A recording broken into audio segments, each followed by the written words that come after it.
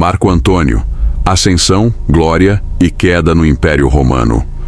Grandes figuras moldam épocas inteiras, e poucas foram tão controversas quanto Marco Antônio, o homem que, após a morte de Júlio César, se ergueu como um dos mais poderosos da República Romana, para em seguida ruir diante de conspirações, amores e batalhas fatais.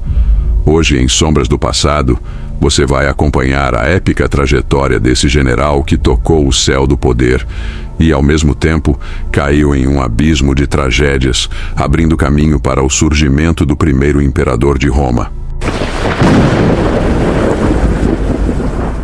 Para entendermos Marco Antônio, precisamos voltar à época em que Júlio César despontava como líder supremo da República.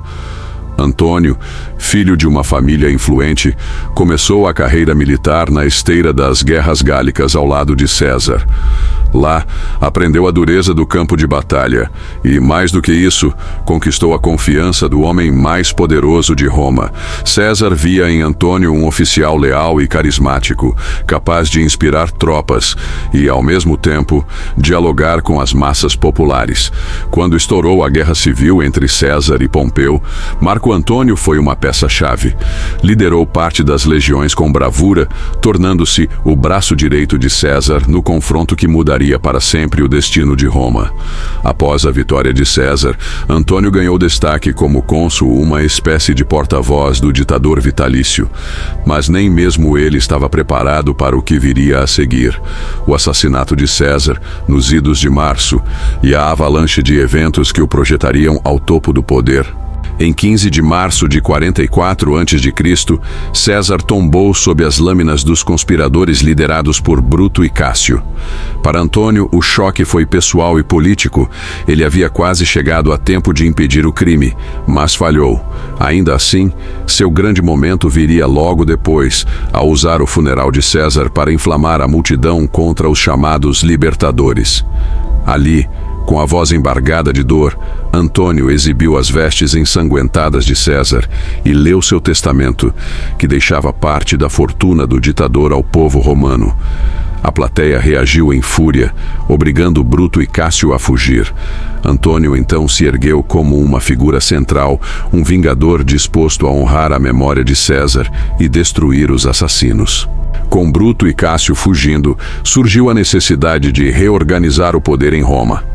Nasce o segundo triunvirato, formado por Marco Antônio, Otávio, o sobrinho neto e herdeiro de César, e Lépido, uma figura intermediária.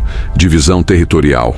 Antônio recebeu as províncias orientais, Otávio controlou o ocidente, incluindo a Itália, e Lépido ficou com partes da África. Proscrições. Para consolidar a autoridade, eles criaram uma lista de inimigos políticos a serem banidos ou mortos, causando terror entre antigos senadores e aliados de Pompeu. Vingança contra os conspiradores. O triunvirato mirou na eliminação de Bruto e Cássio, o que se concretizaria nas batalhas de Filipos, 42 a.C. Apesar da aparente unidade, diferenças latentes já existiam. Otávio era jovem, mas extremamente calculista. Antônio, por sua vez, era carismático e impetuoso, adorava festas e se orgulhava de suas conquistas militares. Lépido era o menos influente e acabaria perdendo espaço rapidamente na disputa pelo controle de Roma. Com as províncias orientais sob seu domínio, Marco Antônio se aproximou do Egito, governado por Cleópatra, a rainha de inteligência e beleza lendárias. Atraído pela riqueza e pela personalidade marcante da monarca, ele fez de Alexandria sua base de poder. Cleópatra, que já fora ligada a Júlio César, também buscava um aliado para manter a autonomia do Egito diante das ambições romanas. Essa união político-amorosa selou o destino de ambos. Juntos, consolidaram um reino quase independente da vontade de Roma, misturando poder e paixão em banquetes suntuosos e alardeando planos de dominar boa parte do Mediterrâneo Oriental. Para muitos romanos, porém, aquilo era um escândalo.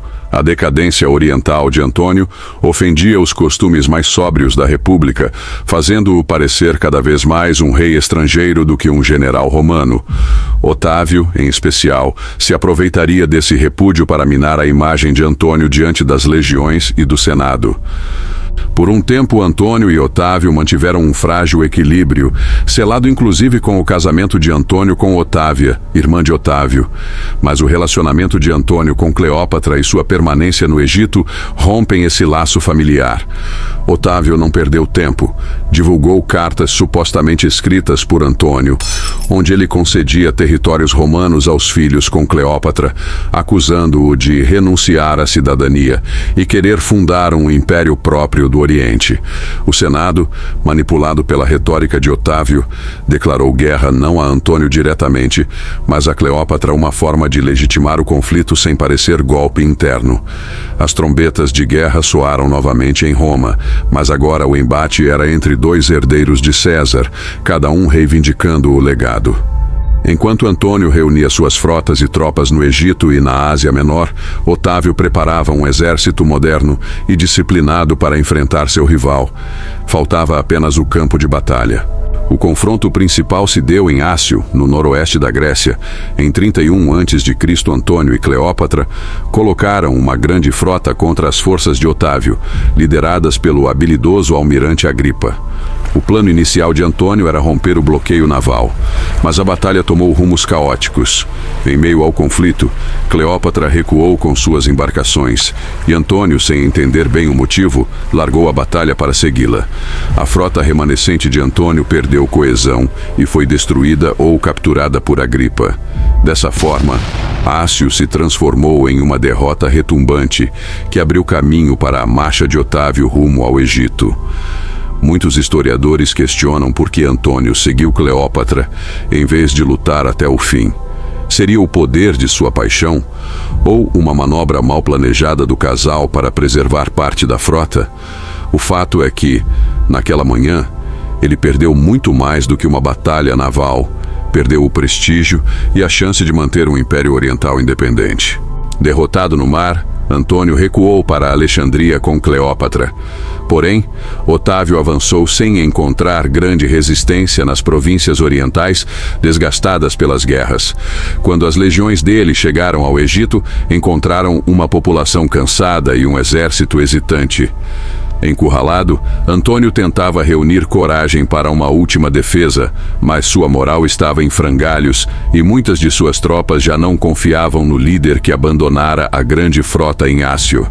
O cerco era inevitável, e as notícias vindas de Roma apontavam que Otávio seria aclamado salvador da República, enquanto Antônio era visto como traidor da pátria. Após a derrota em Ácio, o destino de Marco Antônio e Cleópatra começou a ruir. A situação no Egito se agravou rapidamente. As províncias orientais, desgastadas, ofereciam pouca resistência às legiões de Otávio, que avançava decidido a encerrar de vez o capítulo do segundo triunvirato. Em meio a boatos de deserções e escassez de recursos, Cleópatra tentou, sem sucesso, negociar com Otávio para preservar a autonomia do Egito. Entretanto, Otávio tinha outros planos.